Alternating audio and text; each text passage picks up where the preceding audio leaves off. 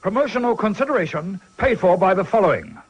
Ho, ho, ho! Hey everybody, it's Santa Hoss. And do you know what's got the twinkle in my eye this holiday season? No, it's not this fabulous t-shirt from ProWrestlingTees.com. Now wait just a minute, old man. Who said you could be Santa again this year? Oh, hell, Vicken, haven't you caused enough trouble this year already? Stealing people's belts and whatnot? Hey, if I can't be YouTube champion again, then you can consider the role of Santa to be vacated. Oh, my nose! Oh, I smell with this thing. Oh, God. By the way, folks, you can get this awesome shirt at ProWrestlingTees.com. Hold it right there. Uh-oh.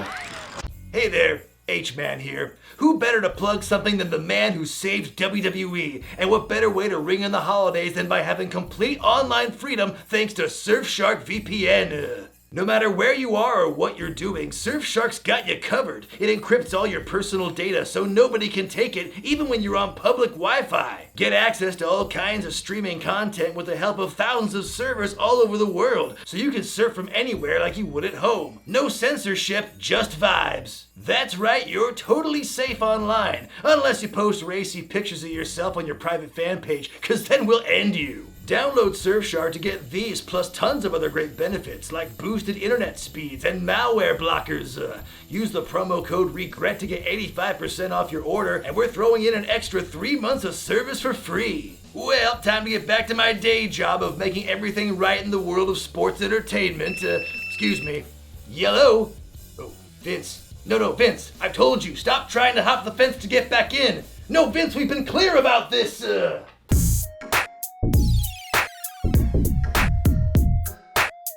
The year is 1996, and World Championship Wrestling is firmly in control of things during the Monday Night War. And the big reason for all that, of course, is the New World Order, which debuted earlier that year at Bash the Beach. Ratings are great, merch sales are through the roof, everyone's talking about the NWO in the best possible way. This group has not nearly jumped the shark yet. Now we get one of the real peaks of creative around this time with WCW Starrcade 1996 from December 29th at the Nashville Municipal Auditorium in Nashville, Tennessee. This show was nominated by Chris Thompson and Adam Vanderplum over at patreon.com/wrestlingwithregret. And the big linchpin to Starrcade this year, the thing that everything is revolving around, is being dubbed the match of the year, the decade, the century, the millennium. And yeah, there are a few matches as well happening on the undercard. Don't forget about those. So what else is happening in WCW around this time? Well, EVP Eric Bischoff recently turned to the dark side, and he revealed that he was the mastermind and the leader of the NWO. He drew a line in the sand and gave everyone in WCW 30 days, a deadline to join the team or get destroyed. So in the last few weeks, we saw some quick turnovers and defections like Buff Bagwell, Michael Wall Street, Scott Norton, and Big Bubba. Meanwhile, there are questions lingering about the allegiances of guys like Diamond Dallas Page and, of course, the mysterious Sting. They're back in Nashville for the third year in a row. Last year's show, of course, was known for the WCW versus New Japan series, which does kind of carry on in some way during this show. And if you want to hear what happened in Starrcade 95, you can check out my review of that right here. 9,030 people in attendance on this night, 345,000 pay-per-view buys. At the time, a huge company record, but of course, the next year's Starrcade would blow that out of the water. Tony Schiavone, Dusty Rhodes, and Bobby Heenan on commentary here. Your opening match is a barn burner, folks, a unification for the J-Crown and WCW Cruiserweight titles as Ultimo Dragon takes on Dean Malenko. Look at Ultimo Dragon here, accompanied by Sonny Ono and his 7 championship belts. They keep saying 8, but I'm pretty sure I only count 7 here in the shot. Is there an invisible belt? I don't know. And what an iconic look, though, nevertheless. That look for Dragon,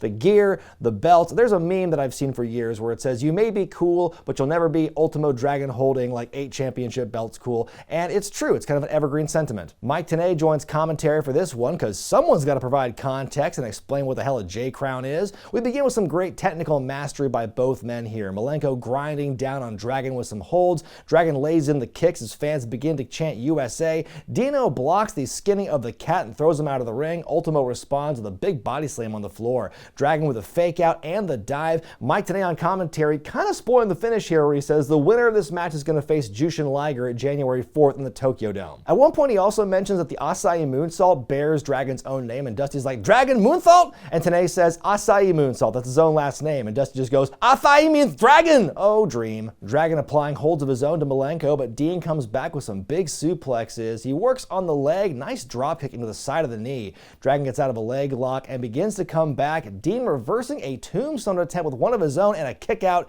Double underhook suplex, another kick out. On the outside, Dean takes too much time and takes an Asai moonsault. Ultimo with another moonsault attempt in the ring, but he misses. Dean locking in the cloverleaf, but Sonny Ono distracts. A brainbuster, another kick out, series of counters. Dragon hits the tiger suplex, the pin, and the win. Ultimo Dragon unifies the belts. I give it 4.5 stars out of 5. I mean, it's an all-time opening match, just a match in general. Great work here. I love the technical stuff, the high flying thrown in there. It slows down a little bit in the middle, but it just builds anticipation for when the pace quickens once again. I thought Dragon was looking really tough here, and Dean was a great foil for him as well. I mean, this is just a terrific matchup to start things off. As far as what would happen in the Tokyo Dome, about a week later, Jushin Liger would beat Ultimo Dragon for the J-Crown. Up next, the finals to crown the inaugural WCW Women's Champion as Akira Hokuto takes on Madusa. Hokuto is accompanied by Ono and her husband, Kensuke Sasaki. Lee Marshall joining commentary this time. Hokuto jumps Madusa from the get-go. Madusa gets tripped up by Ono, but Sasaki gets in his face about it. Hokuto was sort of a hangman sleeper in the corner, but Madusa counters with a Hurricane Rana.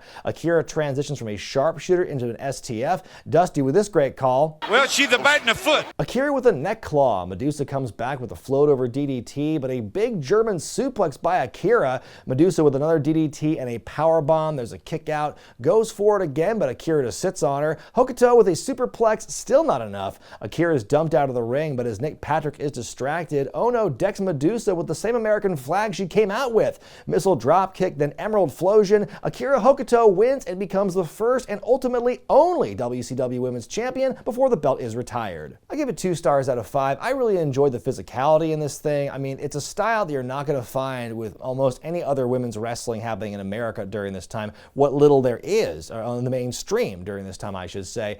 Just like last year's Starrcade, though, too much dicking around by Sonny Ono on the outside. And I think that this match was a bit too short. It didn't have a chance to get into another gear. I think it's really odd that like Madusa left the WWF and came to WCW, threw the belt in the trash, and with the promise of like, oh, we're going to build a division around you, we're going to make a championship. A year goes by before a title is finally introduced, and she ultimately never even holds it. We go to the WCW Web Zone, featuring a young Mark Madden and Bob Ryder. A lot of voices talking over each other here. Smoke in our people's faces. What are your thoughts on Guerrero? WCW Wrestling. Backstage, Mean Gene Okerlund with Roddy Piper, the challenger in tonight's match of the century. Piper's all over the place in this thing, as he is wont to do, comparing himself to Sky Low when talking about the height between he and Hogan, talks about the icon language between them. He invokes Dusty Rhodes, Strangler Lewis, Gorgeous George, and says that if Hogan put Roseanne Barr's bra over his head, it would be a yarmulke. That's the first time I've ever heard a line like that in my life. Finally, Gene asks him about his surgically repaired hip, and Piper just hops on one foot out of the promo zone. That's the fucking explanation. I've been wondering for years why Roddy Piper's taunts in WCW NWO Revenge was just the hopping around and stuff. I didn't realize he was doing this to sell the fact that his hip was fine. Well, this next one ought to be good, folks. It's Jushin Thunder Liger versus Rey Mysterio Jr. Liger wrestling here in the same year that he had brain surgery to remove a tumor. Holy crap.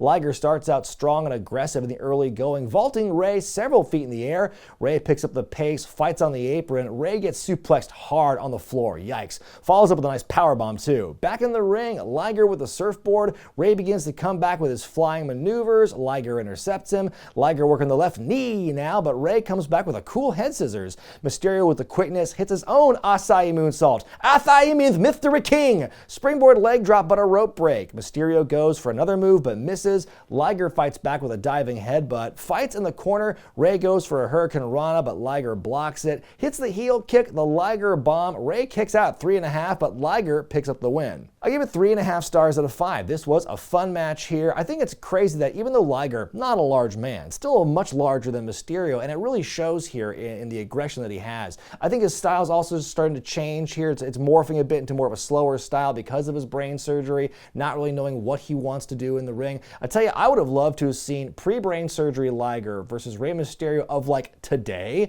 and I think that those two would have some real match together. In a match that's apparently no DQ, and I don't quite understand why, Chris Benoit Benoit takes on Jeff Jarrett. It's a battle between a horseman and an honorary horseman. And folks, there's really no getting around it this time. Like every time I've talked about Chris Benoit on this channel in the classic reviews, I've always been able to tap dance around like the hindsight and ooh, that didn't look good or whatever. And there's really no getting around it, especially with this moment here, because it is right in your face. It is the beginning of the real life relationship with Chris Benoit and Nancy Sullivan. It's how Kevin Sullivan inadvertently books his own divorce and how a tragedy gets its start. The Horsemen are feuding with the Dungeon of Doom around this time. Within that feud, Benoit goes after Kevin Sullivan. They have their very famous fight in the bathroom. Then Benoit starts going after Sullivan's wife, Woman, for revenge, which the Horsemen don't really care for. Arn starts fighting Benoit's battles. Deborah and Mongo are in the anti-Benoit camp. Then there's Jeff Jarrett, who's got the Ric Flair endorsement. He's just happy to be there. In real life, Sullivan, the booker, encouraged his wife Nancy to, hey,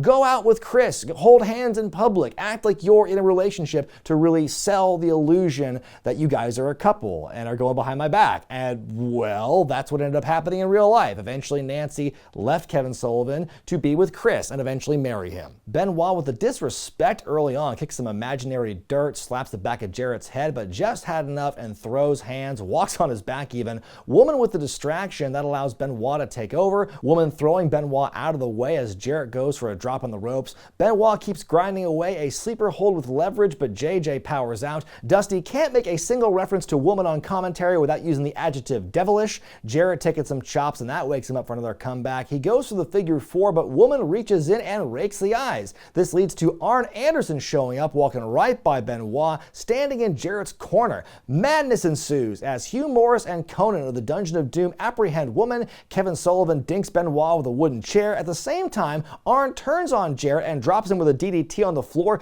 but that backfires because Jarrett lands on Benoit and gets the win. Look at the surprise on Arn's face. Mean Gene wants some answers, but nobody wants to talk except for Steve and Deborah McMichael, that is. Mongo says that Woman's got Benoit all messed up in the head. We're getting lots of audio issues here. It's really hard to hear what they're even saying. Deborah says Woman has been rode hard and put away wet too many times. Damn. She goes on about how beautiful she is and how everyone watching has to settle for their plump wives and boring lives. Mean Gene wraps this up perfectly. Not right at all. I give it 3 stars out of 5. I thought it was a fine match. Not entirely sure why these two are fighting in the first place. Like the beef between them I didn't quite understand in the build to this. And I thought the ending was truly chaotic, but it did a good job in kind of showing just the story between the Dungeon of Doom and the Horsemen. DOD doing Sullivan's bidding. He's trying to get revenge against Benoit. More infighting between the Horsemen with Ric Flair out with an injury. And like I said, I'm not trying to let the events of what would eventually happen dictate my thoughts on this match. But again, seeing this really play out for the first time, having not watched the 96, watching this happen and seeing that relationship start to form, and because of what happened with Kevin Sullivan booking it that way, it's just really, for the first time, me doing these classic reviews in years, I feel truly just awkward as hell watching. Up next for the WCW Tag Team titles, the Outsiders, Scott Hall and Kevin Nash with 6 in their corner, take on the Faces of Fear, that's Barbarian and the Man Called Ming with Jimmy Hart.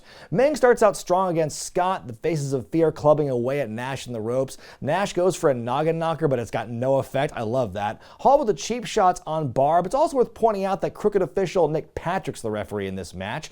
Ming back in the ring. A beautiful looking pile driver to Hall, but the Fs of F take too much time gloating before going for covers. Six knocks Jimmy Hart off the apron, chases him out of the arena. Nick Patrick failing to do his duty and check Hall mid-nerve hold. Nash hits the big boot, but Ming makes the save. Barbarian going for his loaded boot, but Nash counters, hits the jackknife powerbomb. The Outsiders win and retain. The match was pretty plain, and I don't think there's any doubt or any question as to whether or not Hall and Nash would win this thing, but I do like how the Faces of Fear did make the champs sweat a little bit during the course of this matchup here. And for the super cool heels who barely let anything affect them, the fact you had these guys in Dungeon of Doom, Barbarian and Ming, kind of give them a little bit of beating, kind of rough them up a little bit. That was fun to see. Backstage, it's a 1989 reunion as Trillionaire Ted, Vincent, and Elizabeth are in the NWO zone, and DiBiase welcomes Hollywood Hogan in for a promo. He's telling Venice Beach to get the ticker tape parade ready for this inevitable win against Piper, calling Piper a liar and a coward. He's gonna beat him. Does a nice evil laugh, but it can't compare to Papa Ted.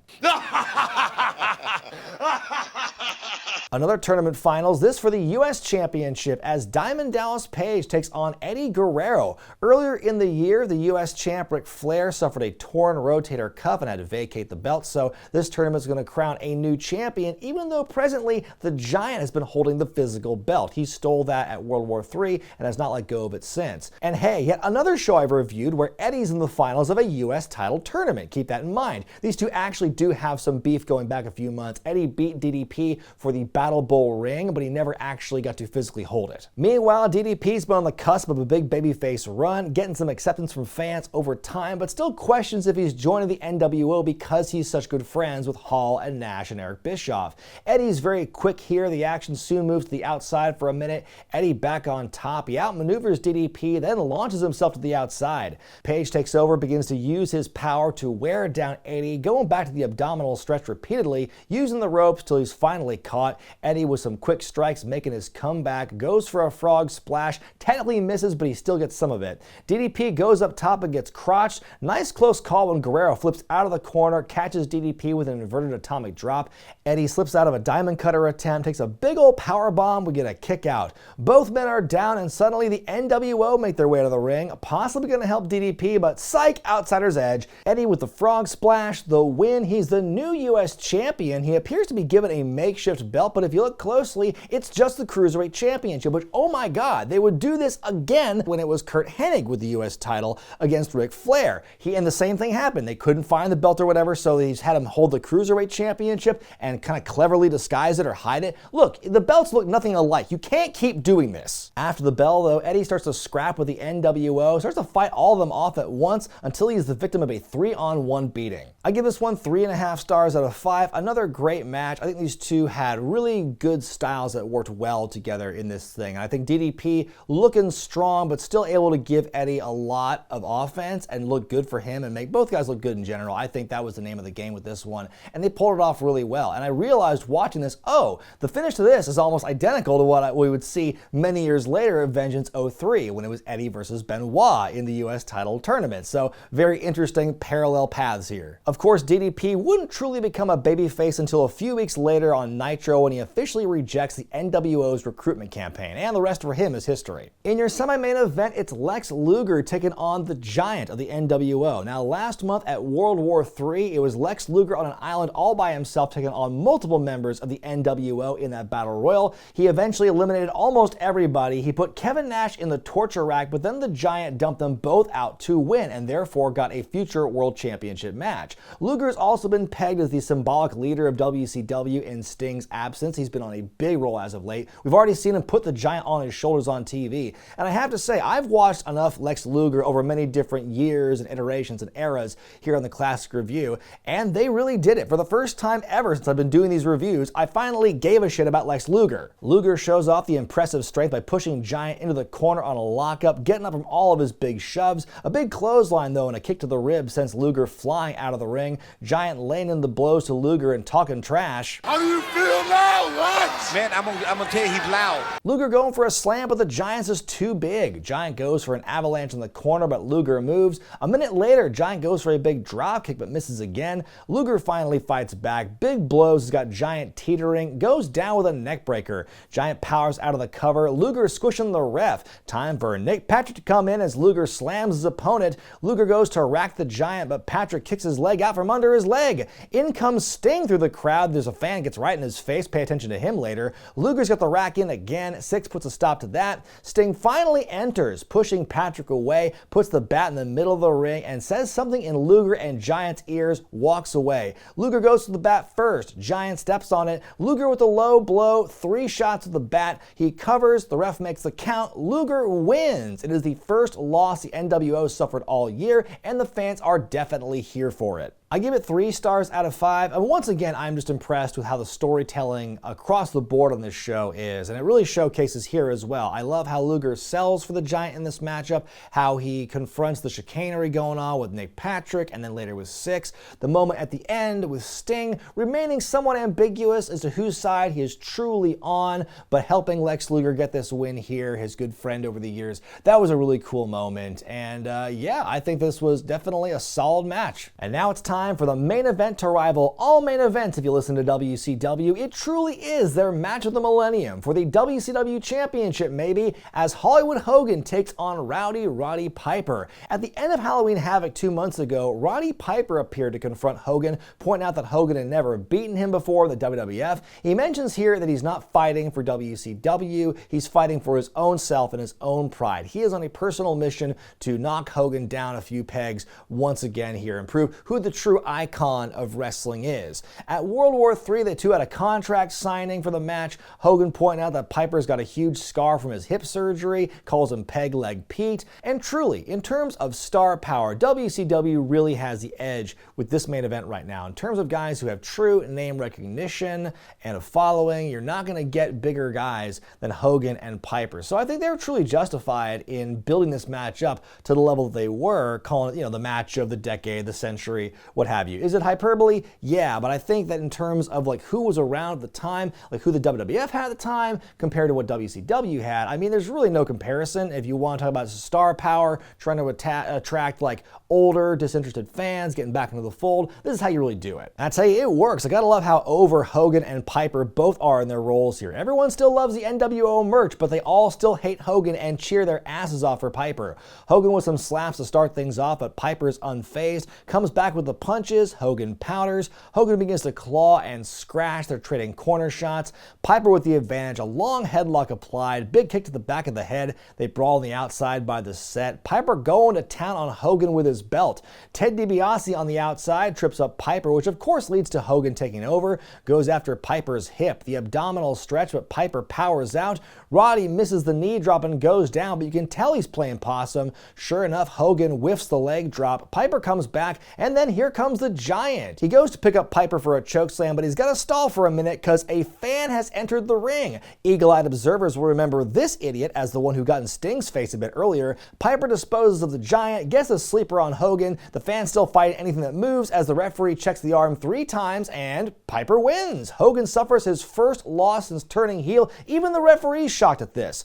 Hall and Nash show up. Piper fights them off, gets out of dodge, and celebrates with his son Colt. Hogan and Giant have a confrontation on stage after the match. Giant asking Hogan where he was during his match earlier. Hogan telling Giant he dropped the ball. Giant will soon be kicked out of this group. I'm going to give this one 3 stars out of 5. It was kind of a tricky one to grade because in terms of the physicality and the athleticism, this match can't compare to what we saw with, say, Malenko and Dragon, or Guerrero and DDP, or Mysterio and Liger. But, I mean, the story was so good, the fans were hanging on everything these guys did, even if it wasn't the fastest, zippiest match you've ever seen. I mean, they went with what worked. Nothing really looked bad. It was just they went with what brought them to the dance in their younger days. It worked here because the fans were willing and able to accept it. So, was it an awesome match? Maybe, maybe not in terms of nuts and bolts, but the fans acted like it was. But of course, there was some confusion about the finish and whether or not it was for the title. I mean, for Match of the Millennium, why wouldn't you put the belt on the line?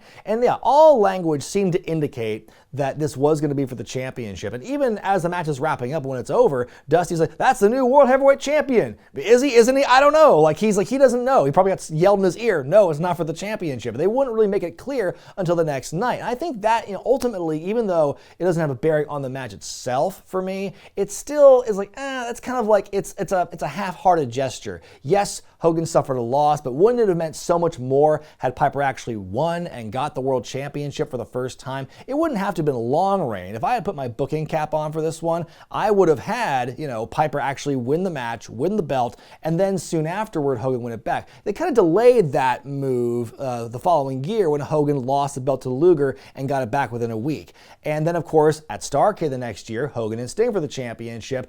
Sting wins that, but it's a fuck up with the count, and so they have to strip him of it. And I feel doing that 2 years in a row, 2 similar things, 2 Starrcades in a row, I think that was kind of just like, you're honeydicking them. You're giving them something they want, but not quite giving it to them. And I think that was ultimately doing that too many times is what befell WCW in the long run. So the joy of seeing Hogan lose is fine. Piper gets the big win for himself, which is really cool. But I always maintain that not making it for the belt, and at least not being clear about it, whether or not it was for the belt, does hurt this match, in hindsight. My grade for Starrcade 1996 is a B+. There's not really a bad match on this show. I only put Akira, Hokuto, and Madusa as a con because of how short it was. But I think across the board, physicality was good, storytelling was strong throughout the whole thing. The fans definitely got some satisfying conclusions. The 1-2 punch of the Giant losing and Hogan losing, I think was really well done. The athleticism was there, the star power was there, both like current and also the future legends and everything.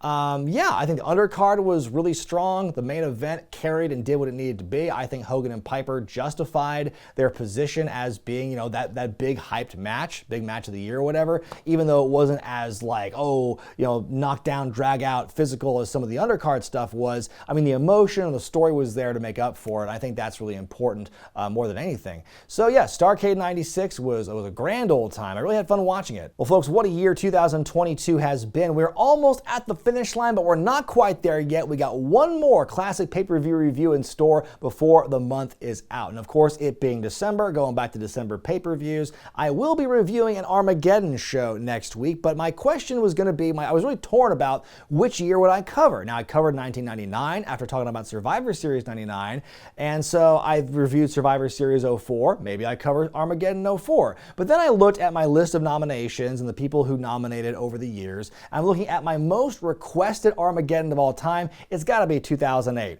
I'm Brian Zane, and I'll see you then.